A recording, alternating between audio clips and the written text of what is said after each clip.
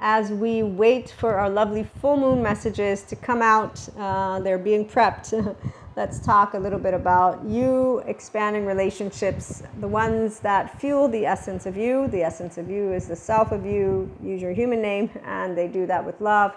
And they also bring out more of the best of you. So these are the types of relationships that those who are healthy, self-worth people look to consistently establish. Whether you are 5D mystic or 5D functional adult, 5D is that oneness consciousness, that Christ consciousness. So you are integration of brain inclined and or here, and you do self-help, personal development, and the spiritual journey because you know that awakening to yourself and to what you are does not mean you lose people. However, when we're around narrow pieces of consciousness, so we're around Cuscos and we're Pachas, we'll notice. When we're around, let's say it's Diego's herd, we'll notice that, or the squirrel, or Yzma, okay? So your life partners and or partner and or just all those relationships that you're going to be building as you move forward, thanks to having this sense of self, that you are now able to harness your thoughts and your emotions effectively. You also are reliant on your sense of self-worth. You know that genuine relationships mean open-hearted, deep, beautiful conversations and moments with people. Doesn't mean that you use your 24 hours in the same exact way. No, but you try to be there and then to consistently share and to consistently enrich each other's lives. And so this is one of those things, as we get older, you don't grow any younger. So you want to share depth of emotional and mental experience, especially because that whole part about meaning or meaninglessness. The people who have moved into the Enlightenment Soul Age group, they know all about us giving meaning and us being able to take away meaning. It's also called your secondary consciousness as a human being. And the capacity to be motivated comes from your lit heart, which you are the one who owns. And so when you have reclaimed your 1-year-old, your 2-year-old, all your child parts, and there's no charge, meaning that you're not pissed at the grown-ups or at the world for being imperfect, you also don't get anxious about it to the extent of where you know if you do get anxious. I mean, we all get afraid. Raise your hand. We don't want to die, some of us. Okay, other people, they don't do that, but they get cynical, for example. That's a deflection. If you're pissy in your pants, you're deflecting.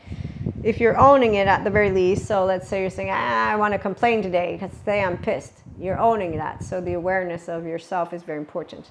Best of you. Here's where I was sharing in our full moon messages, you don't want to be around those who have you shedding tears. Now, tears of joy is one thing, but what I meant to expand on is that tears as in someone who is not wanting to see you shine, not wanting to see you shine from here. And it's going to be clearer because there's a way that the family of yours, the herd of yours, consistently works with you as you create what is a harmony of dances between the consistent members of your herd.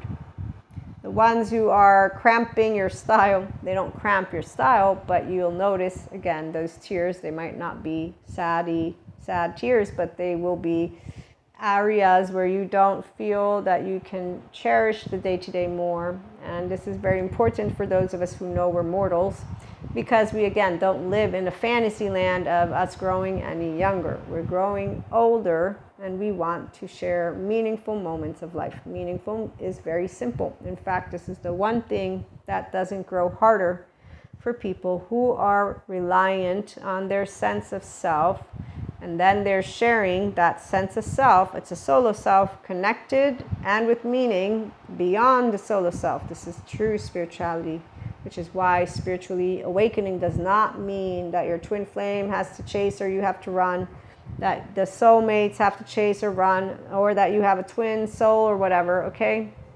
The twin flame thing, there's a specific mechanism, quote unquote, at play, and it is not something that is the same for every person who actively, for real, has a twin flame or twin flames. So the ones who are the real deal, they will not turn their back on their oversoul. Pure and simple. They might need a support, they might not. The 5D mystics, we don't need a support because we do not have questions. No one chases, no one runs. We are people. So your, again, relationships, they add and they bring out the best of you, and there's no tears in the sense of they don't say, don't be yourself.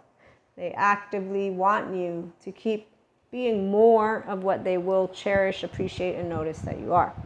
And they will actively not only be cheerleaders, but they will also be a cheerleader who will share with you constructively with softness, because again, I'm talking to healthy self-worth human beings. So it means you're not a Cusco. It means you're a Cusco with a Pacha at the most, which means you're a Pacha in the making. So you're self-aware, accountable, and regulating. It means you can take feedback. It means you can talk about feedback. It means you talk to each other, flaws, imperfect, integrity. In my face, open-hearted, all of it. That's what you build. You don't build pretend facade relationships. Build relationships. The relationships that are true, that are genuine, are the ones that they enrich your soul. And so you talk about each other with each other, because you each other want each other's well-being. So if I see you doing something that is not healthy, I will make it a point to point it out. I will accept if you don't want my feedback at some point, but that doesn't mean I won't do it again. So the ones who are families who care, they don't abandon each other. They also don't be the martyr superiors or the blamers. They have an active way to share and to talk, and then to respect and to tango and to recalibrate, and then to find a way to fit together as differentiated selves. I'm Maria, you're whatever your name is. I'm a me, you're a me, and we create a mui, as Daniel Siegel presents. So differentiation is where I will be able to know that my thoughts and emotions, my thoughts and feelings are subjective experience of Maria. My biases, implicit or explicit, I try to keep them here, my 14-month-old, 3-year-old, and to talk. And I can do that successfully if you are self-reliant, self-regulating, accountable, and a mature, functional adult. So somebody points something out about the way you're saying something, whatever it is, you say, let me check in, or you say, I don't give a shit, I want to keep talking this way. And that's where your herd member will be able to do that too, because we're not people with chips on our shoulders, so they don't get offended.